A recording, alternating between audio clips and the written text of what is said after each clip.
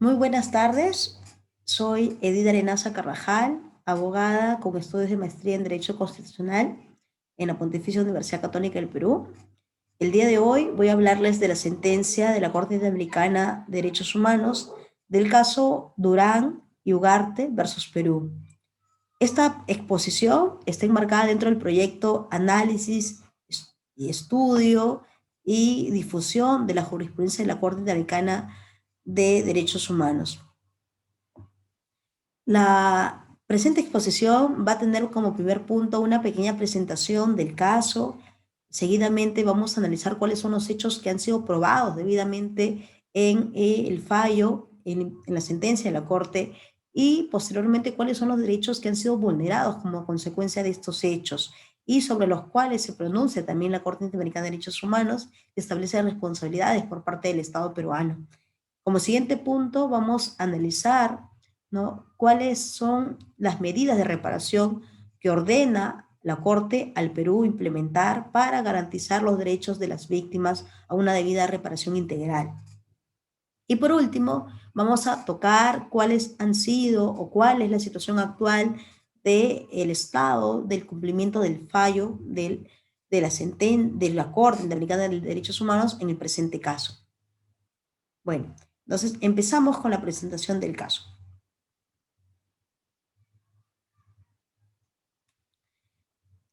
Como sabemos, dentro de los años 1985, ¿no?, hacia adelante, en ese tiempo, nuestro país atravesaba, ¿no?, una lucha y hechos de violencia terrorista, ¿no?, los cuales evidentemente daba una crisis política, social, económica a nuestro país. En este marco es que se desarrolla o es que se tienen los hechos del presente caso. Tal es así que el 14 y 15 de febrero del año 1986, los señores Norberto Durán Ugarte y Gabriel Pablo Ugarte Rivera, ¿no?, fueron detenidos por efectivos de la Dirección General contra el Terrorismo por haber supuestamente cometido actos terroristas, ¿no? Y posteriormente fueron trasladados al establecimiento penitenciario El Frontón. Eh, Posteriormente a ello, el 18 de junio del mismo año, es que se produjo un motín, al igual que en otros lugares del país, ¿no?, en el que se trajo como resultado muchos muertos y heridos dentro del establecimiento penitenciario. Como consecuencia de ello, existió, ¿no?, una grave afectación a los derechos humanos de estos reclusos. A pesar de haberse interpuesto recursos judiciales para garantizar la seguridad, así como la identificación, ¿no?, de los señores Ugarte, dado que posterior a este motín ellos no desaparecieron, los familiares no obtenieron justicia en sede interna. No se ubicó el paradero de sus familiares y como consecuencia tampoco se estableció ninguna responsabilidad a los que ejercieron el develamiento del motín por parte de los militares. De esta manera, al no tener justicia en sede interna, los familiares de los señores Ugartes llevaron el caso al Sistema Interamericano de Derechos Humanos, ¿no?, quien, quien en principio, ¿no?, conoce este caso es la comisión, ¿no?, en marco de los procesos, los procedimientos que regulan, ¿no?, las denuncias ante el sistema, y quien la comisión, a su vez, el 27 de abril de 1987, ¿no?, somete el caso mediante un informe de fondo a la Corte Interamericana de Derechos Humanos, ¿no? Y el 16 de agosto del año 2000 emite una sentencia de fondo en el que determina la responsabilidad del Estado peruano por la vulneración de derechos humanos a los señores Ugarte y a sus familiares por estos hechos de violencia ocurridos en nuestro país. ¿Cuál es la competencia del Estado, ¿no?, y en consecuencia de la Corte para pronunciarse sobre una denuncia, ¿no?, en el que viene siendo demandado el Estado peruano por sus ciudadanos? Como bien sabemos, el Perú es parte de la Convención Americana sobre Derechos Humanos desde el 28 de julio de 1978, ¿no? En dicho tratado internacional se reconoce la competencia eh, contenciosa también de la Corte Interamericana de Derechos Humanos. Por ello, la Corte es competente para conocer, ¿no?, los hechos de vulneración a los derechos humanos por parte del Estado peruano a sus ciudadanos, como ocurrió en el presente caso. ¿Cuáles han sido los hechos probados en la sentencia, ¿no? Está probado, como ya lo hemos señalado en la presentación del caso, que el 14 y 15 de febrero de 1986 fueron detenidos los señores Norberto Durán Ugarte y Gabriel Pablo Ugarte Rivera por efectivos, ¿no?, de la Dirección contra el Terrorismo, por la sospecha de haber realizado, ¿no?, actos terroristas. Por ello fueron trasladados posteriormente por orden judicial al establecimiento penitenciario El Frontón. Se ha probado también dentro de este caso que la señora Virginia Ugarte, quien era familiar de estos detenidos, ¿no?, interpuso un recurso de habeas corpus a favor de sus familiares a fin de que se garantizara su derecho a la integridad física, a la debida defensa por parte de un abogado, y en el que demandaba también la libertad inmediata de sus familiares. Sin embargo, estos recursos fueron declarados infundados. Está probado también, y es de conocimiento público, que el 18 de junio de 1986 se produjo en el Perú, ¿no?, una serie de motines simultáneos en el interior, así como en Lima, ¿no? Entre ellos se encontraba el establecimiento penitenciario El Frontón, donde habían sido ubicados los señores Ugarte.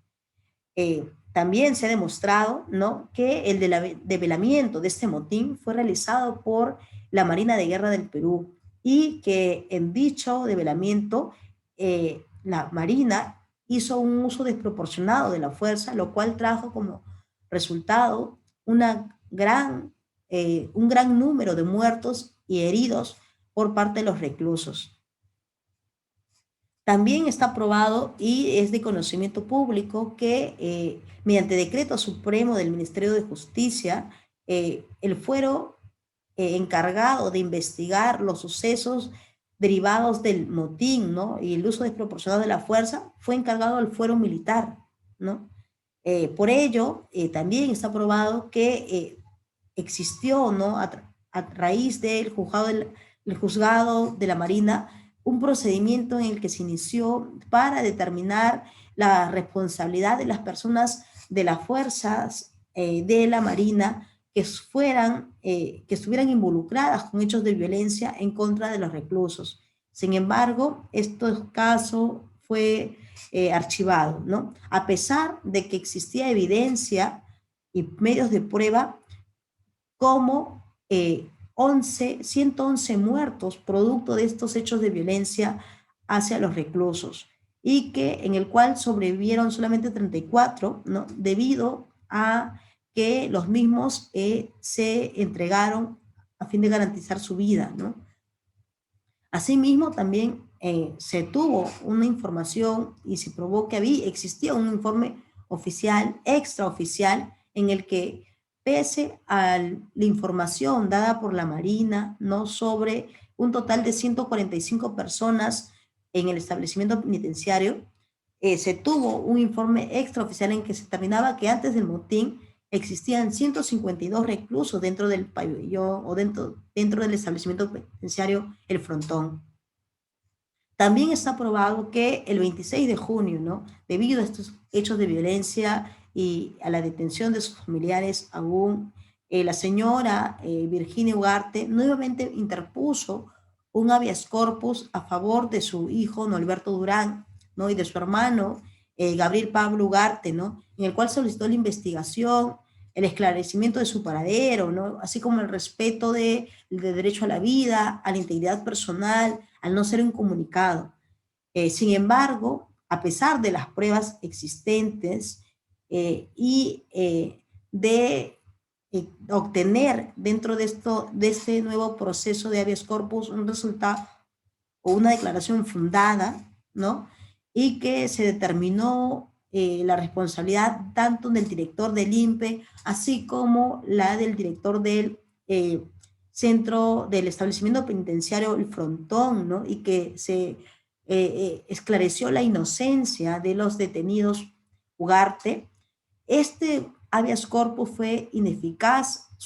en su ejecución, o el resultado positivo del mismo fue ineficaz, en tanto que nunca a raíz de este habeas corpus se identificó los restos o se ubicó a los señores Ugarte eh, producto de este fallo judicial. En este marco, la Corte estableció cuáles eran los derechos que en virtud a estos hechos el Estado peruano había vulnerado, ¿no? Dentro de estos derechos vulnerados se encuentra el derecho a la libertad personal, ¿no? El señor Durán Ugarte fue puesto a disposición del órgano jurisdiccional, ¿no? El 4 de marzo de 1966, es decir, 18 días después de su detención por parte de los efectivos de la DIRCOTE. En el caso del señor Ugarte Rivera, este fue puesto a disposición después de 17 días de su detención también, pese a que la Constitución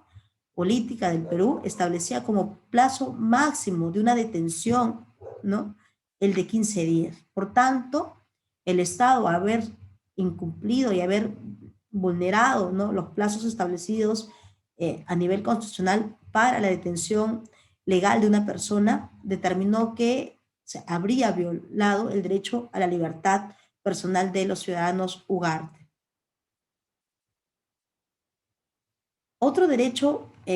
sobre el que se pronuncia la Corte Interamericana es el derecho a la protección judicial. La Corte señaló y recalcó que bajo ninguna circunstancia, si bien nuestro país se encontraba en un estado de conflictos en el que se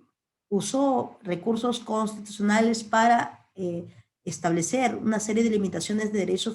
a los derechos fundamentales, sin embargo, en ninguna circunstancia se debe dejar de garantizar los recursos para hacer efectivos los derechos que vienen siendo vulnerados son cuando los mismos no vienen siendo afectados por estas limitaciones, ¿no?, a los derechos que se han establecido. En ese sentido, al no contar, ¿no?, al no contar con un recurso de habeas corpus efectivo por parte de del familiar de los señores Ugarte, la Corte determinó que el Estado ha vulnerado el derecho a la debida protección judicial de las víctimas y sus familiares, ¿no?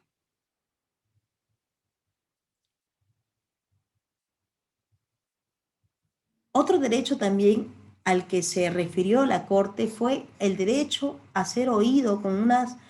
eh, con las debidas garantías por un juez independiente e imparcial, y también el derecho a un recurso efectivo. La Corte señaló que en el caso, ¿no?, en tanto que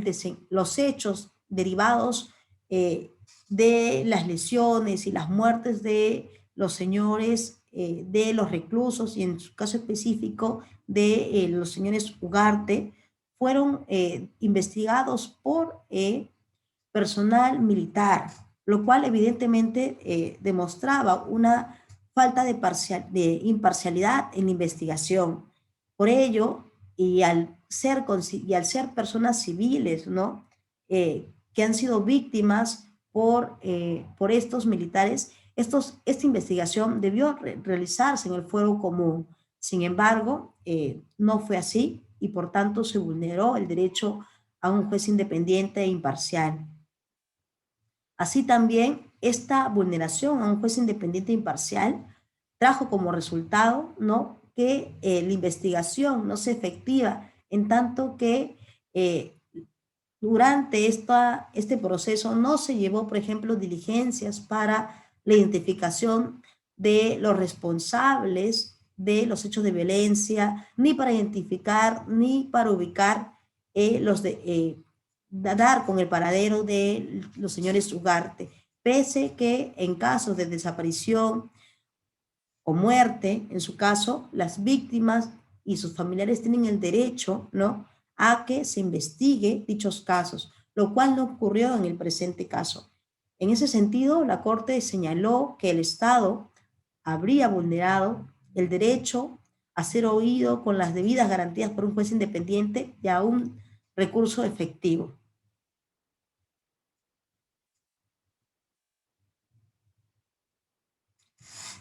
La Corte también se pronunció sobre el derecho y la obligación del Estado de adoptar las disposiciones de derecho interno para garantizar los derechos de los ciudadanos. En el presente caso, al no contar las familiares de las personas de los ciudadanos Ugarte, un recurso judicial efectivo y al no tener una efectividad, el habeas corpus interpuesto, ¿no?, a pesar de tener un fallo favorable, también el Estado también ha vulnerado, ¿no?, este derecho en tanto y esta obligación que tiene por mandato de la Convención a adoptar todas las medidas necesarias a nivel interna, normativa, ¿no?, para garantizar debidamente, en principio, los derechos humanos reconocidos a nivel convencional y también los recursos, ¿no?, como la adecuación de las normas para proteger los mismos derechos reconocidos. En ese sentido, en tanto que el Estado no garantizó los derechos y en tanto que no adecuó su sistema normativo interno para garantizar los mismos, la Corte determinó que él ha vulnerado el derecho en su obligación en cuanto a lo pertenente al artículo punto 1 de la Convención y al artículo 2 que regulan las materias. ¿Cuáles fueron las reparaciones que la Corte ordenó debido a estas graves vulneraciones de derechos humanos hacia los señores Ugarteche? En principio, como reparación económica, ordenó la cantidad del pago de $125,000 a la familiares Virginia Ugarte Rivera, ¿no?, de Durán, y Norberto Durán, padres de Norberto Durán y a la vez hermano y cuñado respectivamente de Gabriel Pablo Ugarte Rivera, ¿no? También, como otra reparación, el Estado ordenó proporcionar a los beneficiarios de las reparaciones las prestaciones en salud, de apoyo psicológico y de desarrollo integral y de apoyo en la construcción de un inmueble. Asimismo, se ordenó también que se publique la sentencia y que se incluya en esta publicación una resolución donde se pida perdón a las víctimas, ¿no?, y a la vez que se investigue y sancione a los responsables de los hechos, es decir, a las personas, a los militares que causaron la muerte de los 111 reclusos detenidos que venían cumpliendo prisión dentro del establecimiento penitenciario El Frontón. Asimismo, también el Estado, la Corte ordenó que se realicen todas las diligencias necesarias para establecer el lugar y la identificación, en todo caso, de los cadáveres de los señores Norberto Durán Ugarte y de Gabriel Pablo Ugarte y entregarlos a sus familiares. Por estas, en, est, en este marco, evidentemente la Corte determinó, ¿no?, que el Estado peruano ha vulnerado los derechos humanos de los señores Ugarte y sus familiares, en tanto que vulneró su derecho, como ya lo señalamos, a la integridad, el derecho, perdón, a la libertad, el derecho a ser oído por un juez independiente, imparcial, el derecho a una debida eficiencia de los recursos, ¿no?, la debida protección judicial, ¿no?, entre otros. ¿Cuál es el estado de la supervisión del fallo de esta sentencia, ¿no? Eh, al 2000, el Estado, ¿no?, al 2004, me parece, ha cumplido con el total del pago de 125,000 soles. También el Estado ha cumplido con disponer, ¿no?, de una resolución en la que pide perdón a las víctimas por los hechos ocurridos. También el Estado ha dado cumplimiento parcial, ¿no?, con los siguientes puntos resolutivos. Publicar la sentencia eh, de la Corte en el peruano, identificar y entregar los restos de Norberto Durán a sus familiares, por lo que la Corte determinó, ¿no?, dentro del procedimiento de supervisión, que se tiene que realizar nuevamente la difusión de la sentencia en otros medios de comunicación, ¿no?, el otorgamiento de prestaciones de salud a los familiares, así como el inmueble, ¿no?, investigar y, en su caso, sancionar a los responsables de los hechos de violencia, ¿no?, y continuar con las diligencias para identificar los restos de Gabriel Pablo Ugarte y para entregarlo a sus familiares.